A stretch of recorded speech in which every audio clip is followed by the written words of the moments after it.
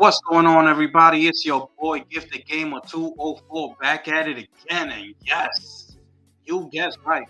Today, we got another banger for y'all, man. So if you're new to the channel, please don't hesitate to hit that subscribe button, hit that like button, hit that share button as we keep on rolling into today's video. Now, y'all see the screen.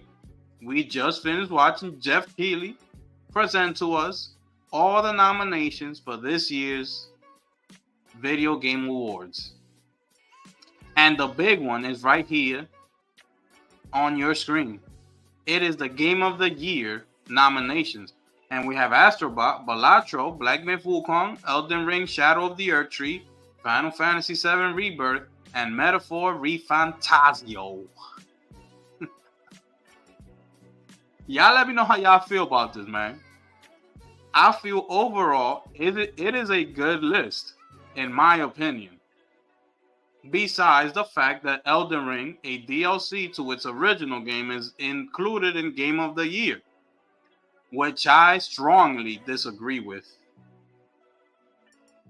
I don't know what's going on over there with Jeff Keighley and them. But who told this man that a DLC should be included in a Game of the Year nomination when you got all these great games that came out this year that deserves at least a chance to be nominated? They deserve a chance. I mean, look at all these games that you could have added instead of Elden Ring. You have all these games: Space Marine 2, Stellar Blade, Helldivers 2, Tekken 8, Silent Hill 2, Like a Dragon, which I highlighted because it's the one game that I'm keep seeing that people are really upset that it's not included in Game of the Year. That's a big one right there. Like a Dragon is a big one. Then you have Animal World, Dragon's Dogma 2, Prince of Persia, The Lost Crown. And you can put any one of these games. Well, I don't agree with Space Marine 2. For me, Space Marine 2, that campaign was just too damn short. I'm sorry. The campaign was only like 8 hours long. For a game, for a game to be priced that high, especially if you're one of them people that bought the Ultimate Edition, that's like $110 here in the US. For a campaign to be only 8 hours, it should not be nominated. So I will take that game off the list. But any one of these games, you pick and choose, and I will not have a problem. I will not have a problem as long as you take Elden Ring out of the equation. Like, take it out of it. It does not belong there.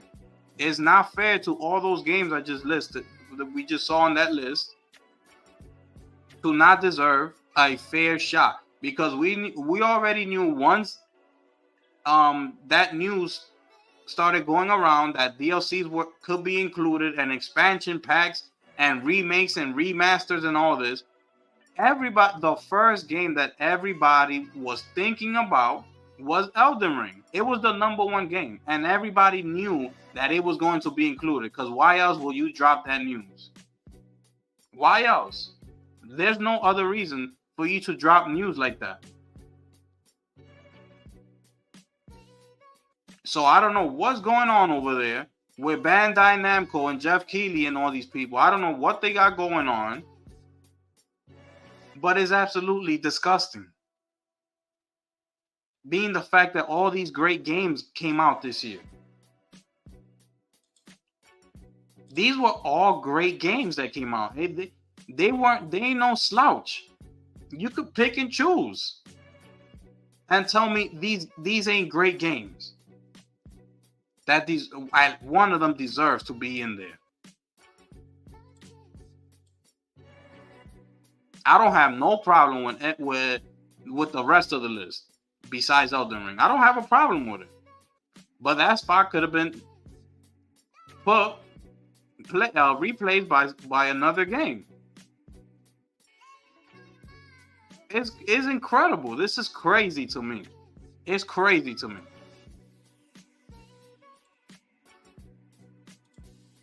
Now, I want to show you something else.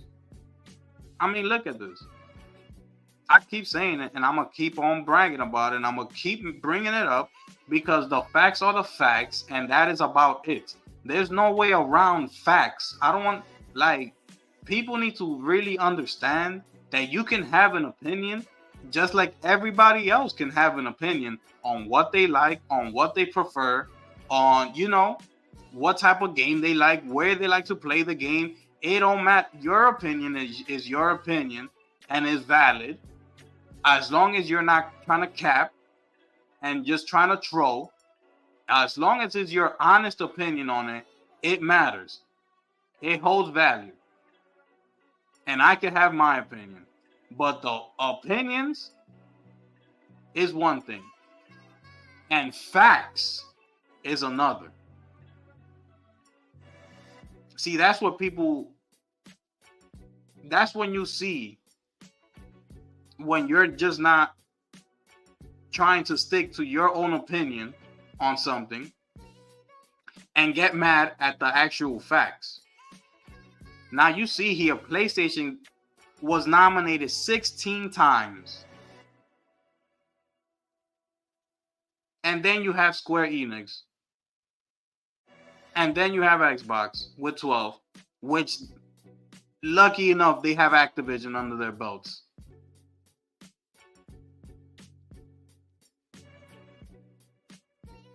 It's crazy to me. These are facts right here. These are facts. And now, outside of that, mind you, that all of these games, you can play them on PlayStation.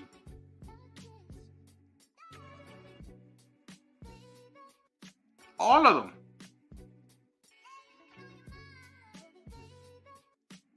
Two of them being particularly exclusive to the PlayStation console, which is Astro Bot and Final Fantasy VII Rebirth. Being that Black Myth Wukong, you could play it on PC, but I don't consider PC competition to the PlayStation. I consider Nintendo and Xbox the competition. Now, neither of those have Black Myth Wukong. So now you can say 3 of these games are actually exclusive to PlayStation. You see what I'm saying? And they're all in this nomination.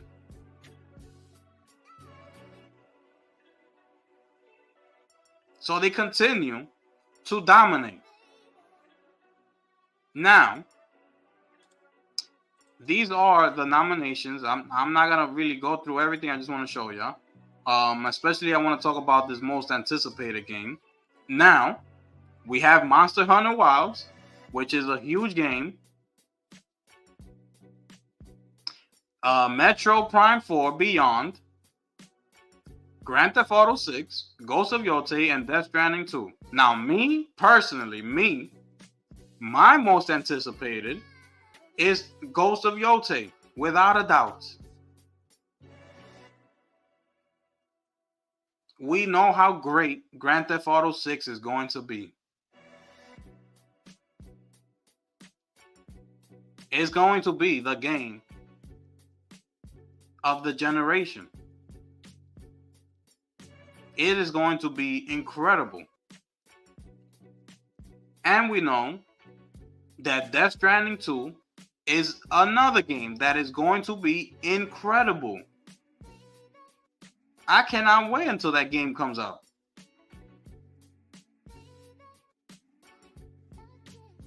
But to me, that Ghost of Yotei is just gonna hit different. I mean, if you play Ghost of Tsushima, think about how phenomenal that game was. Just think about it. And that was a cross-gen game because it came out on PS4. Think about it. Now, fast forwarding to Ghost of Yotei, which is not gonna be cross-gen. It's only built for the PS5. So you cannot play this game if you have the PS4. It's built on the engine for the PS5, and it will be PS5 Pro enhanced. Now, you think about Ghost of Tsushima, how great that game was. Ghost of Yotei is just going to be that times 10.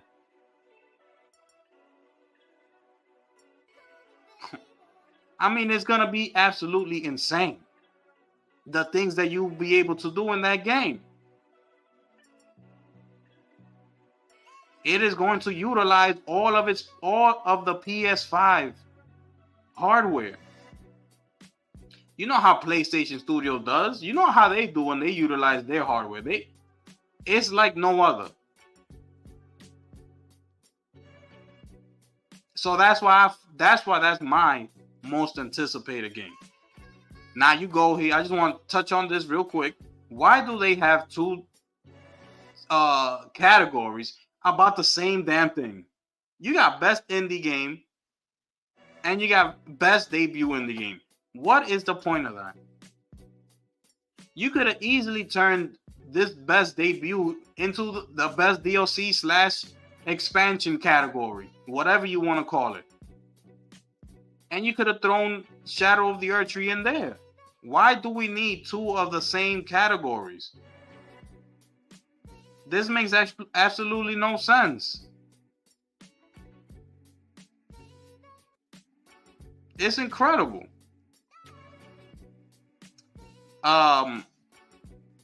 Stellar Blade, I feel like should have been nominated more. Silent Hill 2 as well. I'm okay with 40K Space Marine 2 being nominated just once. That's fair with me. That's fair. But like I said, at the end of it all, this is what it comes down to: is the Game of the Year nomination, and Elden Ring should not have been in there. Period. But like I said, is PlayStation coming home with the 16 nominations? And now, I mean, look at this. Remember my last video when I just broke more news on Phil Spencer saying that they've never been competition? Look at this. This is what I mean by that. I mean, the facts are the facts, and there's no way around it.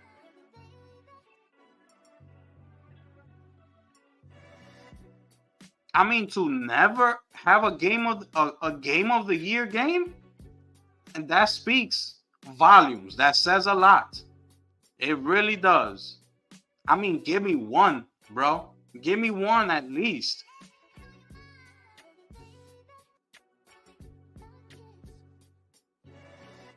And Xbox is the direct competition to PlayStation, because we all know about Nintendo. They're in their own separate space. They're not, focusing on next gen consoles and giving us all these type of games. They're in their own space. But they got Game of the Year nominators in there. You see what I'm saying? These guys have nothing. Look at this.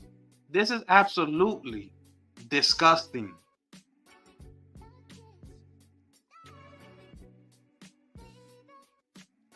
It's crazy to me. Now, for my prediction of Game of the Year, I saved the best for last, baby. Well, those of y'all who've been on my channel, y'all should know already what my Game of the Year is. But in case this is your first time, here it is. The one, the only, Black Myth Wukong. Oh yes, that is my Game of the Year, and should win Game of the Year. You can make a case for the rest of them. You could,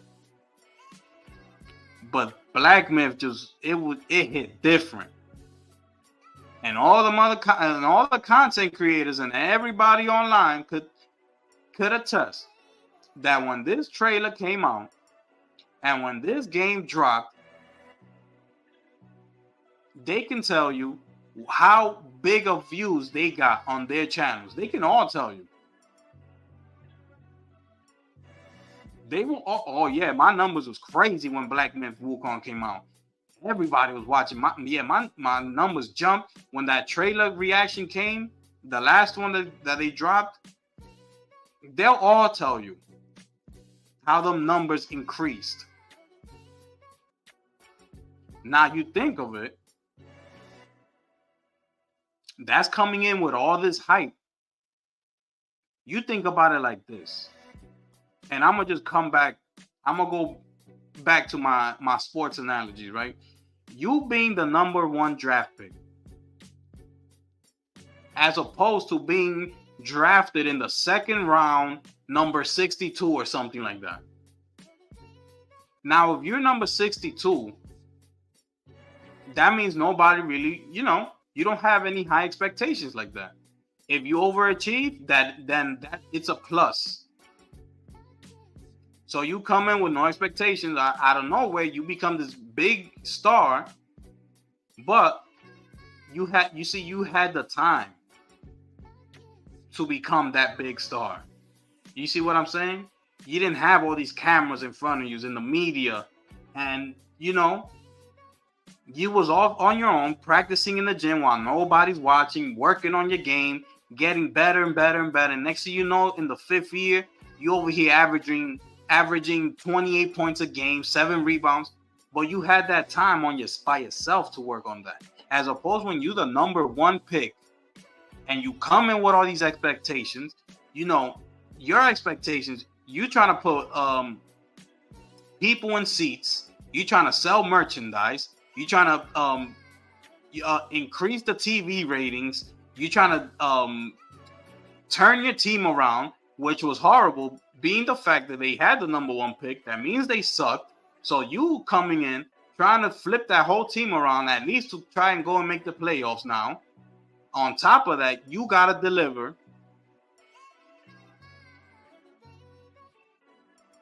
Especially on top of all that, don't let it be a big market team like Los Angeles or New York or Chicago or something like that.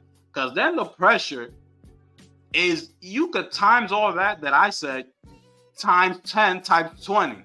You could times it. And that's how I refer to Black Myth Wukong. It came in as going to be the number one pick with all these high expectations. You need to deliver, especially after you neglected consultation with Sweet Baby Inc. And they started dropping all these horrible news on game signs and all that. Being that it's running on Unreal Engine 5, an engine that, you already know.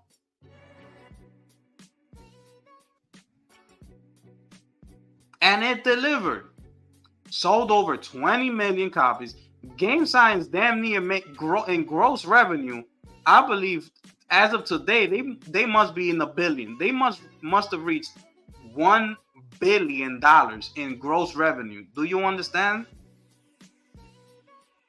It ain't no fluke. That game came in here and it delivered. It gave us everything that Game Science told us what this game was going to be.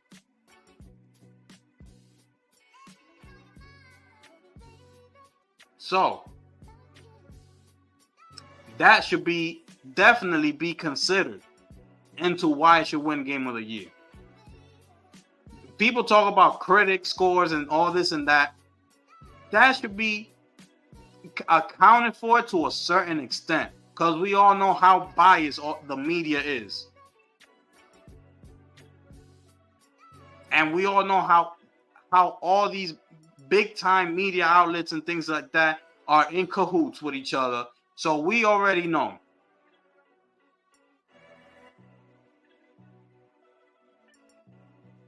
So that's why this is my Game of the Year. Black Myth Wukong. Anyways, I'm gonna leave this video right here. I think I've said enough. These were that was my game of the year.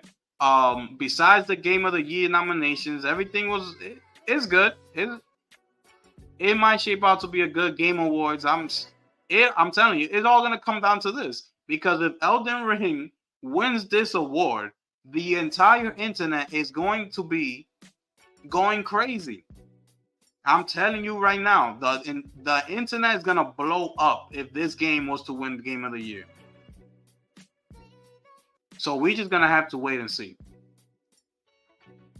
Anyways, man, it's your boy, the gifted one here, man, and I'm gonna catch y'all on the next one. I'm gone.